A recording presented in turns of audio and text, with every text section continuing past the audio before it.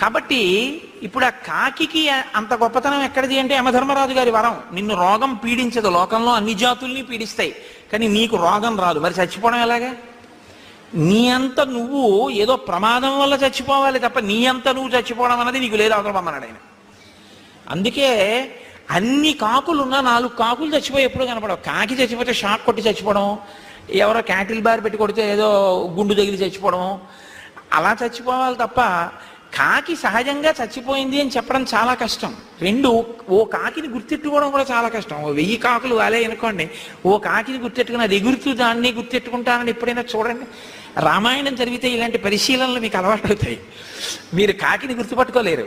ఎందుకంటే అన్ని ఏది యవ్వనంలో ఉందో, ఏది చిన్నదో, ఏది వృద్ధురాలో, ఏది మధ్య వయస్సులో ఉందో, ఏది వానప్రస్థానికి వెళ్ళాలో మీరు నిర్ణయించలేరు.